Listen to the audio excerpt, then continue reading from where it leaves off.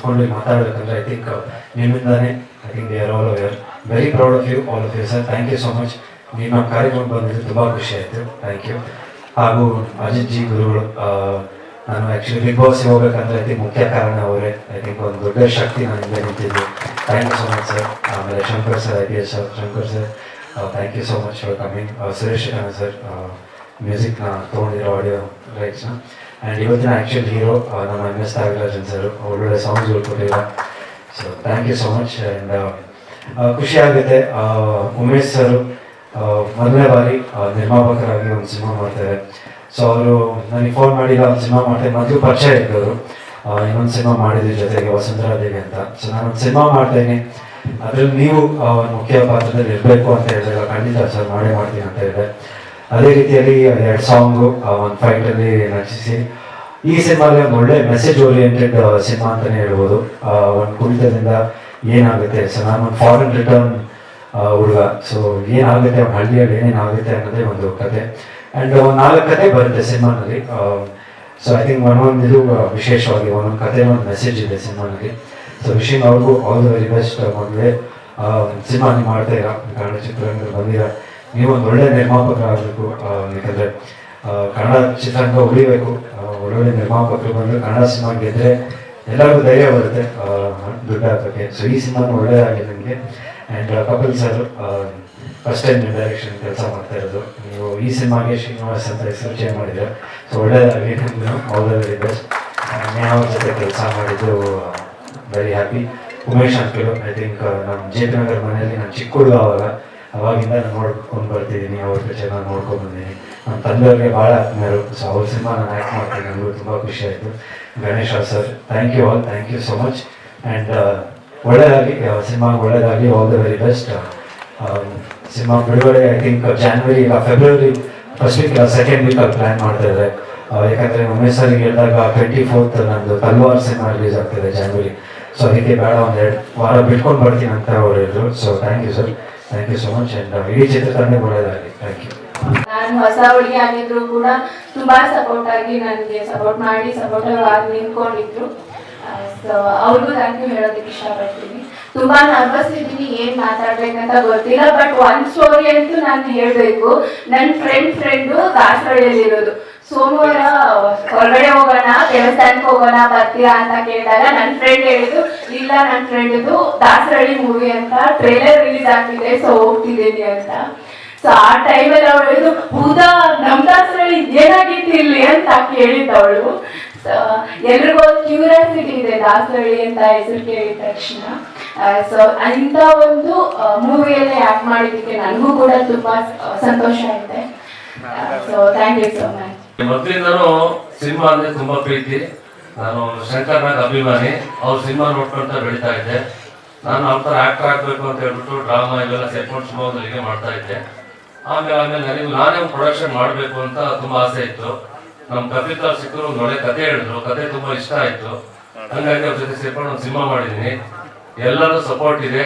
ನನ್ನ ಪತ್ರಿಕೋದ್ಯಮದವರು ನನಗೆ ತುಂಬಾ ಸಪೋರ್ಟ್ ಮಾಡಿ ಈ ಸಿನಿಮಾನ ಗೆಲ್ಸ್ಕೊಡ್ಬೇಕು ಅಂತ ಅವ್ರು ಕೇಳ್ಕೊಡ್ತೀನಿ.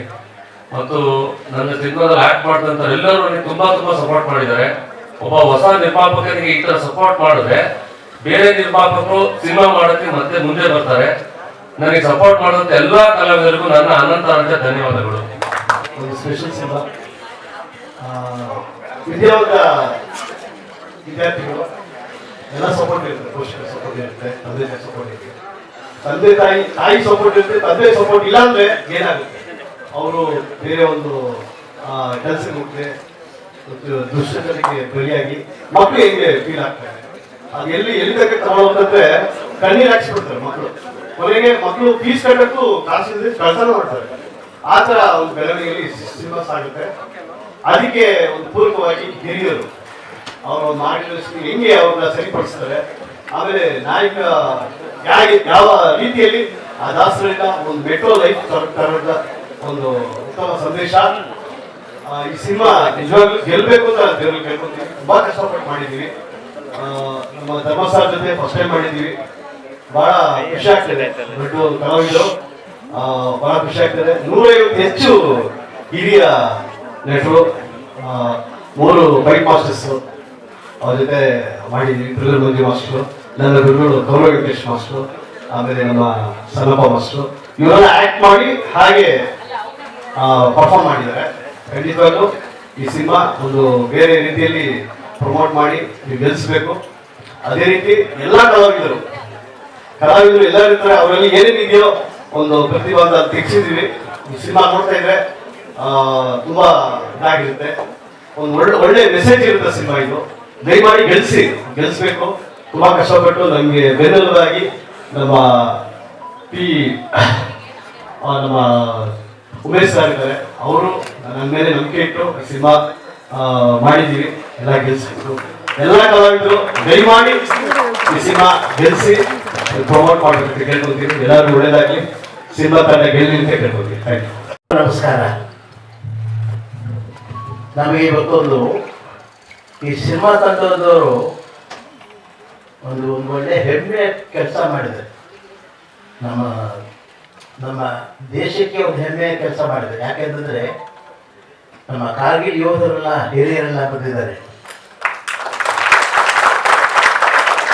ಇವತ್ತು ನಮ್ಮನ್ನ ಅನ್ನ ಹಾಕೋರು ರೈತ, ದೇಶ ಕಾಯೋರು ಯೋಧ. ಇವತ್ತು ಅವನ್ನ ವೇದಿಕೆ ಮೇಲೆ ಕರೆಸಿ ಈ ಒಂದು ಬಿಡುಗಡೆ ಟಿವಿ ಬಿಡುಗಡೆ ದಿವಸ ಅವ್ರನ್ನ ಕರೆಸಿದ ಧನ್ಯವಾದಗಳು. ಮತ್ತೆ ಪಿ ಉಮೇಶ್ ಅವರು ಮತ್ತೆ ನಿರ್ದೇಶಕರು, ಇವರ ಒಂದು ಸಾಹಸ ಬಹಳ ಚೆನ್ನಾಗಿದೆ. ಯಾಕೆಂದ್ರೆ ಬಹಳ ದಿವಸದಿಂದ ಪಾಪ ಹೇಳ್ಕೊಂಡು ಬಂತು, ಆದ್ರೂ ಕಷ್ಟಪಟ್ಟು ಎಲ್ಲ ಕಲಾವಿದರು ಸೇರಿಸಿದ್ದಾರೆ. ಮ್ಯೂಸಿಕ್ ಅಂತ ಸಂಗೀತ ಅಂತ ಬಹಳ ಕೇಳಿದೆ, ಚೆನ್ನಾಗಿ ಮಾಡಿದ್ದಾರೆ ತ್ಯಾಗರಾಜು. ಮತ್ತೆ ನಮ್ಗೆ ಇನ್ನೂ ಹೆಮ್ಮೆ ವಿಚಾರ ಅಂದ್ರೆ ನಮ್ಮ ಹಳೆಯ ಗೆಳೆಯರು ಗೌರವ ವೆಂಕಟೇಶು, ಮಂಜೂರು, ಥ್ರಿಲ್ಲರ್ ಮಂಜೂರು, ಇನ್ನೂ ಬೇಕಾದ ಹಳಬರೆಲ್ಲ ನಮಗೆ ಇಲ್ಲಿ ಜೊತೆಯಲ್ಲಿ ಚಿತ್ರಕ್ಕೆ ವರ್ಕ್ ಮಾಡಿದರೆ ಅದು ನಮ್ಗೆ ಬಹಳ ಸಂತೋಷ.